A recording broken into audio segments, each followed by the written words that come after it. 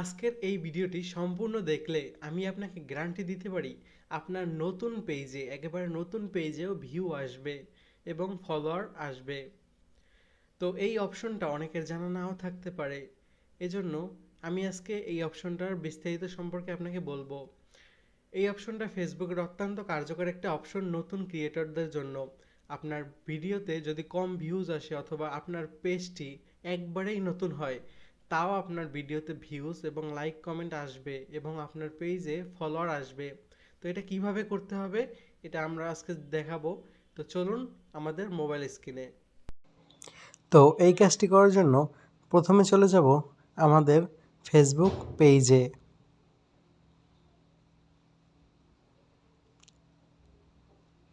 এটি একটি পেজ। তো এই পেজের মাধ্যমে আজকে আমরা এই কাজটি করে দেখাবো। সেম টু সেম আপনারা যে কোনো পেজে সেম একইভাবে এই কাজটি করতে পারবেন। তো এই জন্য প্রথমে আমাদের এই অপশনটিতে ক্লিক করতে হবে। এই অপশন পোস্টে আসার পরে যে আপনাদের এখানে ফটো এবং ভিডিও নামে যে অপশনটা আছে এখানে ক্লিক করতে হবে। এরপরে আপনাদের কাঙ্ক্ষিত ভিডিওটি সিলেক্ট করে নেবেন এভাবে। তো এরপরে আপনারা এখানে যেটা দিতে চাচ্ছেন টাইটেল অথবা ডেসক্রিপশন এখানে একটা লেখা দিয়ে দিবেন। আমি দিয়ে দিচ্ছি, how to increase follower. Simply আমরা এটি দিয়ে দিলাম।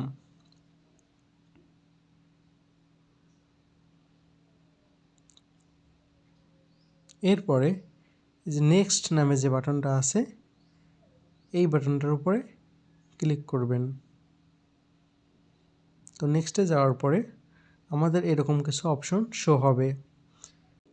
তারপরে এই যে নিচে একটি অপশন আছে সি মোর সেটিং, এখানে ক্লিক করতে হবে। আমি দেখিয়ে দিচ্ছি, এই যে সি মোর সেটিং এখানে ক্লিক করার পরে এই যে দেখুন এইখানে যে আমাদের সেই কাঙ্ক্ষিত অপশনটি শো হয়েছে, ইনভাইট কোলাবোরেটর। এটি হলো আমাদের মেইন সেটিং। আমরা এটি খুঁজে বের করে নিব। তো এরপরে এইখানে আমাদের মেইন কাজ করতে হবে, আমরা যে আইডির সাথে এটি কোলাবোরেট করব, আমরা আমাদের প্রোফাইলের সাথে অথবা আমাদের যে কোনো আইডির সাথে আমরা যেটা কোলাবোরেট করব ওই আইডিটার লিঙ্ক অথবা ওই আইডিটার নাম লিখে আমরা সার্চ করব। আমি আমার একটি আইডির সাথে এই ভিডিওটি কোলাবোরেট করব, এই জন্য আমি আমার আইডিটি সার্চ করতেছি। আপনারা যে আইডির সাথে কোলাবোরেট করতে যাচ্ছেন আপনাদের পেজের ভিডিও, আপনারা সেটা সার্চ করবেন এখানে। সেই আইডিটি আপনারা এখানে সার্চ করে নেবেন।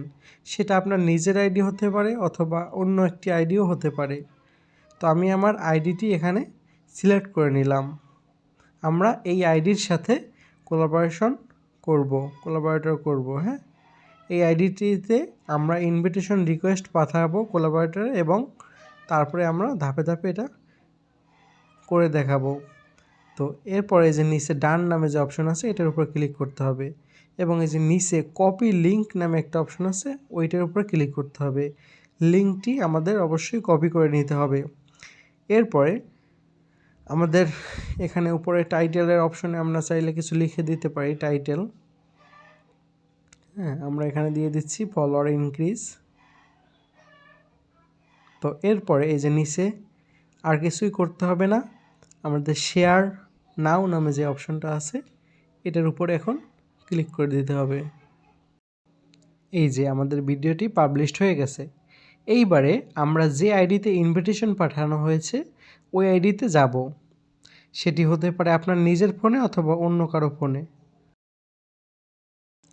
এই যে আমরা সেই আইডিতে চলে এসেছি।